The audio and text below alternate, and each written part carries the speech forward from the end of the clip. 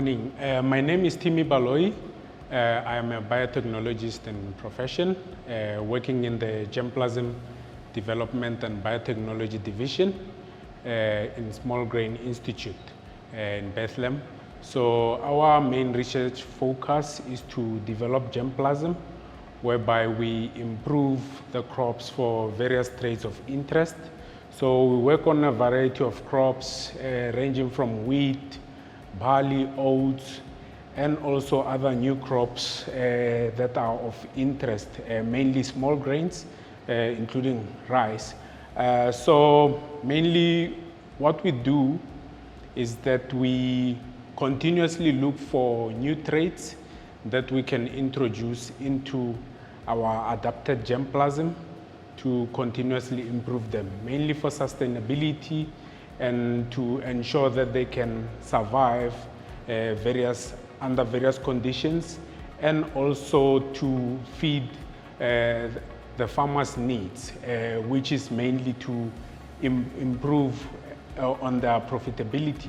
Mainly, we would look at various traits ranging from yield, drought tolerance, disease resistance, and various other lucrative traits that are of economic importance.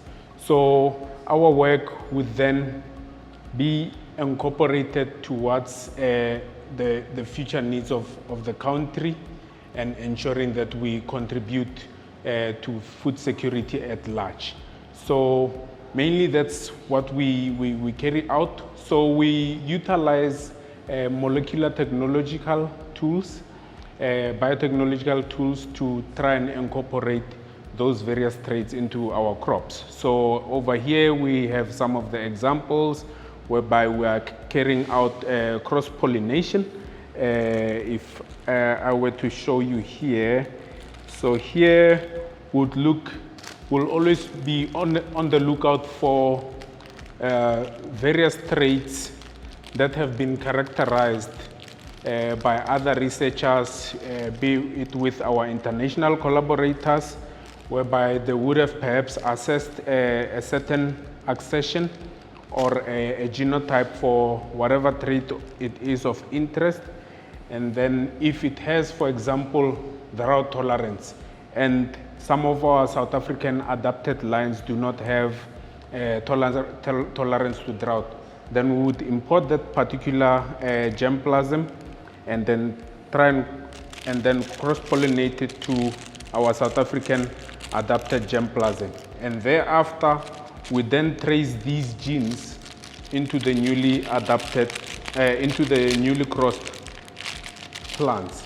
So what we'll do is would then carry out cross-pollination by removing the anthers from the parental genotype that we want to improve, and then cross it with the donor line which has our trait of interest, be it we want to make this plant blue, and then we can make it blue. We just introduce that pollen into this particular one, and thereafter it then gets incorporated into the new plant, and then from there we undergo through various generations of crossing, whereby we deploy various techniques in there to try and ensure that the gene is stabilized into that particular crop.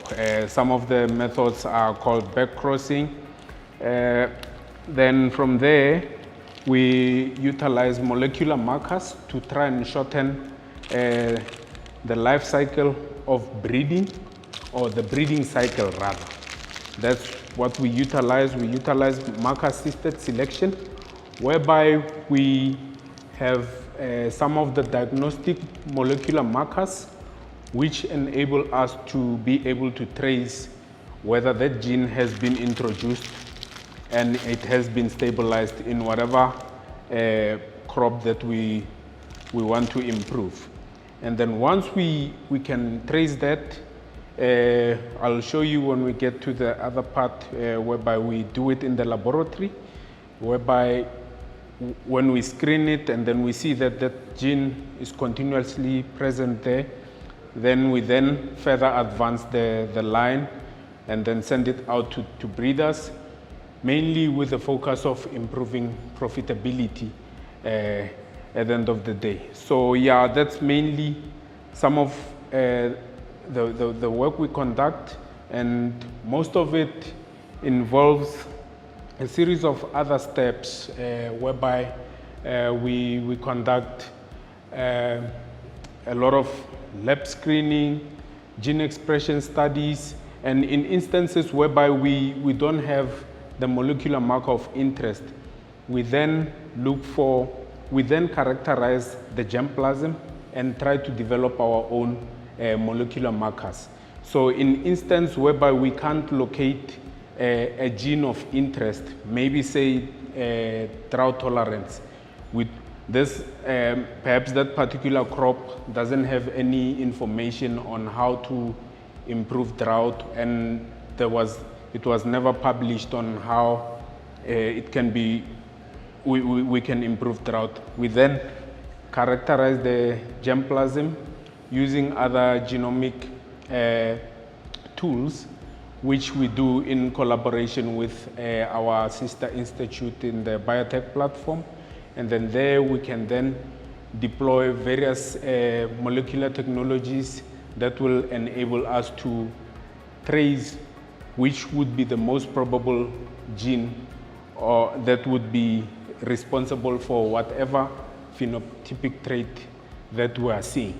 So typically, what we mostly do is always trying to contribute to food security at large, and we do that in various ways. So we're always looking for new ways to ensure that the crops can survive or be more sustainable in whatever environment they find themselves in, and at the end of the day, ensuring that profitability is optimized at all costs so that the farmer can profit, and by doing that, it also creates more jobs for South Africa, because I think mainly our job is just to continuously look for new ways of improving the crops to create an enabling environment so that we can create more jobs for the South African environment.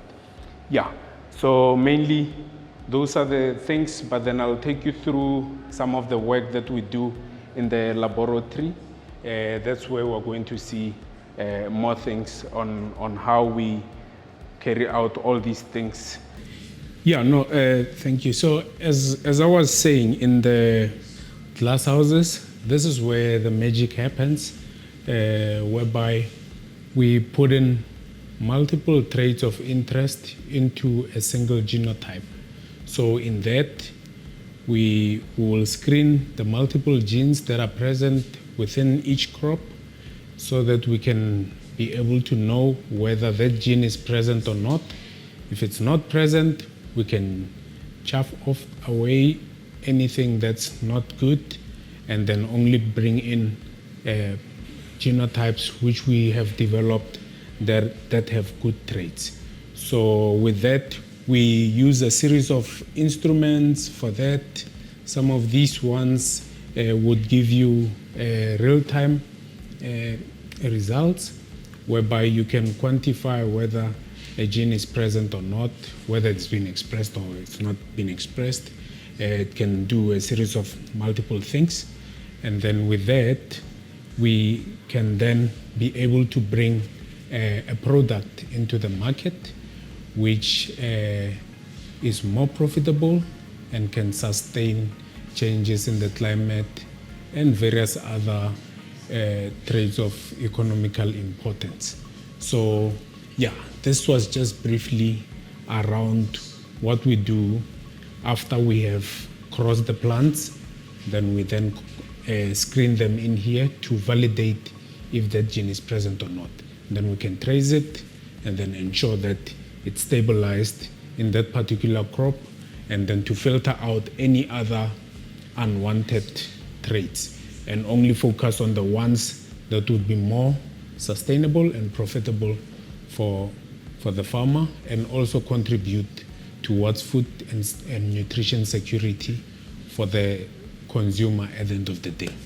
Yeah, that's that. So if I were president for one day, what changes would I make to the country? I would invest more in South Africa, ensuring that there are jobs so that they can be a process which overflows and circulates within South Africa to grow the country. Looking at jobs being scarce lately, which is part of what we do to contribute towards creating those jobs. I would really invest more in research on how to develop sustainable systems that can take the country forward without tampering with any of those aspects. Yeah, I think mainly those are key things. Give money to the people and the people will ensure that this actually grows. I mean, which car goes far without enough fuel inside of it? Yeah, I think that's that. Thanks.